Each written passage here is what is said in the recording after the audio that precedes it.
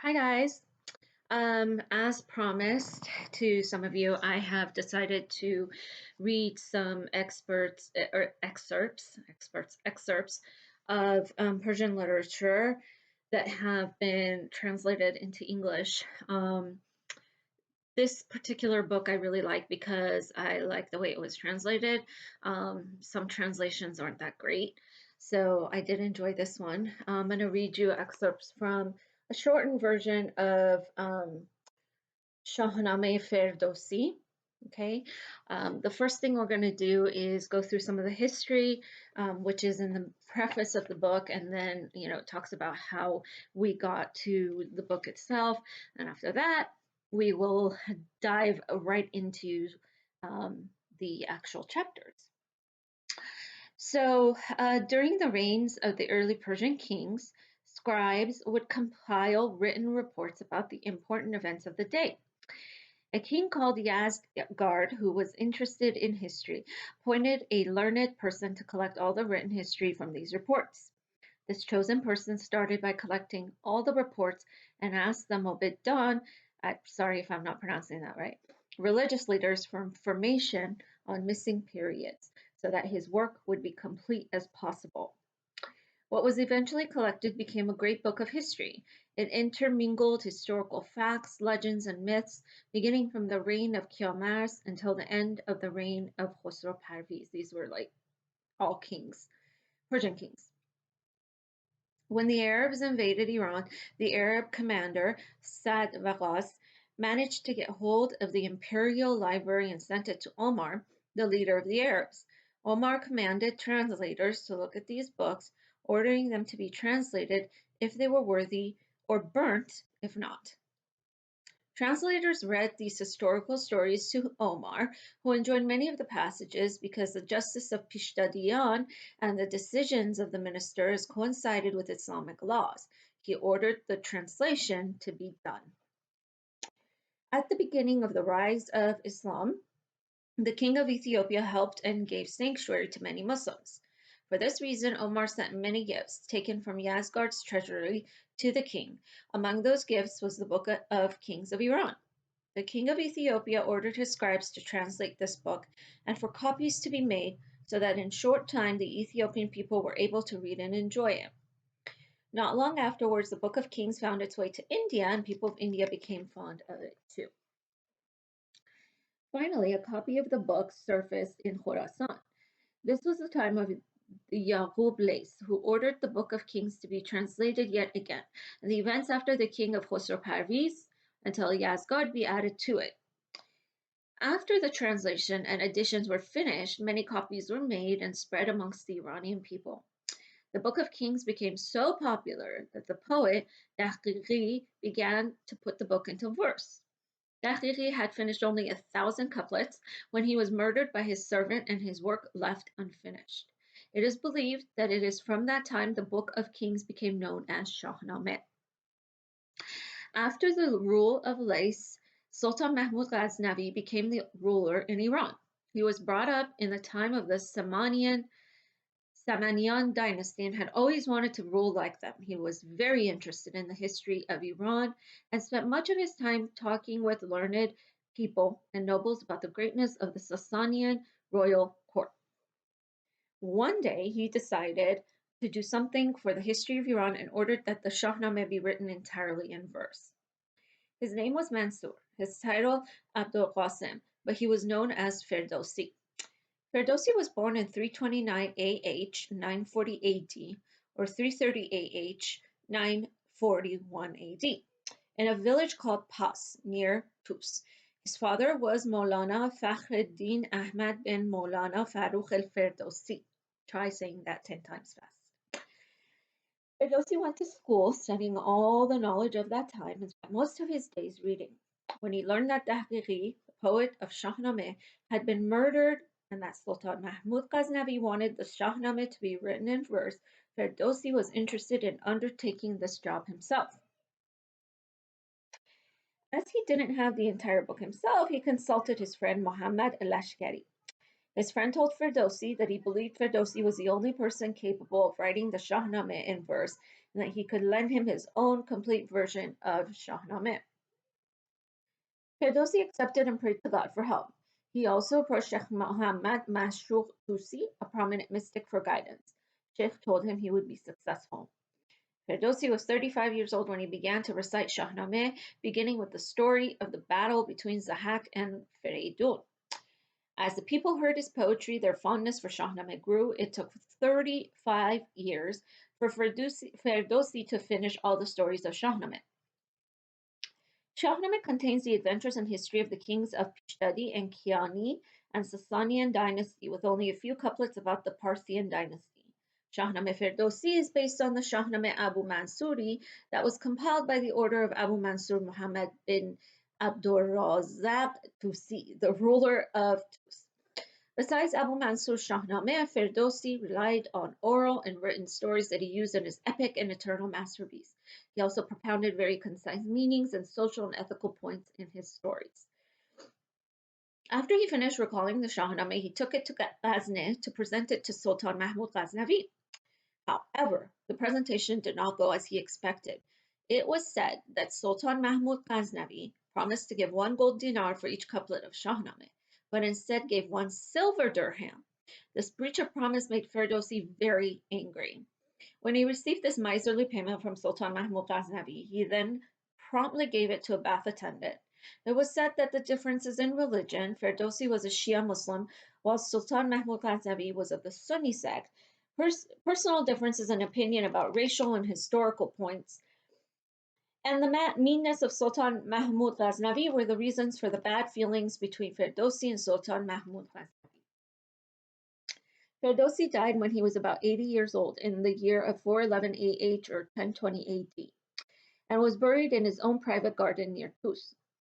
The selected stories of Shahnameh are stories of heraldry, tellings of Iranian courage, and the love of freedom. It is written in an easy prose in English, and it was first published in 1990 in the USA. This edition is a shortened version of the previous one, and it is hoped that it will be enjoyed by English readers as well as Persians living outside of the US. Okay, so that was a little preview into what the book is about. And the first chapter is called The Early Persian Kings. I'll read the first chapter. Well, let me see how long it is. Okay. I'll read some of the first chapter. And then, depending on how many views I get, then I'll do another chapter. The early Persian kings. In the very beginning, Ormuzd created the world and all that was good. And Ahriman created all that was bad, hatred against love, war against peace, death to end life, and put deceit in the minds of men.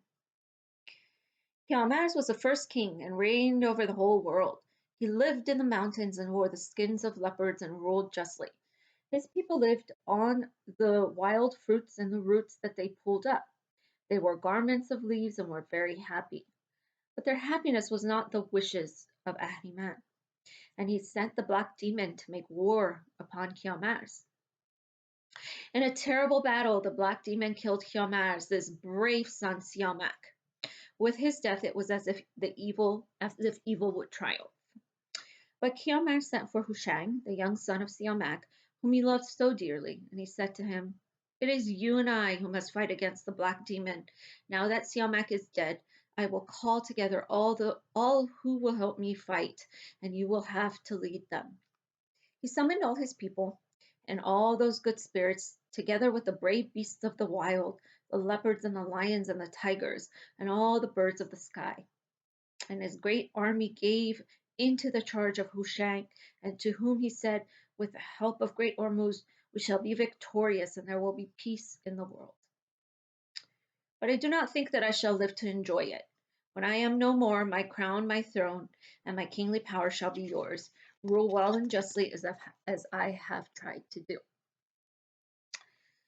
With Hushang as the leader, the army of men and animals and good spirits went on to the great battle. The black demon, with his army of lesser demons and evil spirits, rushed forward to attack. In a great cloud of dust that reached to the sky, and a fearful battle that shook the world, Hushang flung down the black demon, cut off his head, crying out in triumph, and those demons that had not been slain fled. His son avenged Kiamar's died, and Hushang set the crown on his head and sat upon the throne, and so began his rule. In Hushang's reign, mankind prospered. He built channels to water the land and taught men to cultivate the land, so they no longer depended solely upon wild fruits and roots for their food. He discovered iron in the mountains and separated it from the rocks, so that his people could make tools for cutting the timber and to plow the soil. One day, as Hushang traveled through the world, from behind a mountain, a huge dragon stepped into his path. It was long and fast moving. Its eyes were like two pools of blood, and it breathed out black smoke from its mouth. Hushang's followers fled, but the brave king stood firm. From the ground, he picked up a piece of rock streaked with iron and cast it at the dragon, which leapt aside. The stone struck against the boulder, and a spark flew from it. The monster escaped unharmed, but Hushang made no attempt to pursue it. It was quite forgotten as he marveled at what he had learnt that moment. From the striking of iron against the boulder, a spark was born. So, by the grace of Ormuzd, fire was given to Hushang and his people. By means of fire, they could get warm in winter, cook the roots and berries, and bake bread from the crops they grew. Fire, the shining blessing that raises man above all other beings, became for them a bright symbol of Ormuzd, and they worshipped it for the benefits brought to them. After Hushang, his son, Tahmuz, the demon binder, ruled the world. He fought successfully against the Ahriman. After Tahmuz came his son Jamshid. From the iron and the fire that his grandfather had taught men, he mined from the rocks.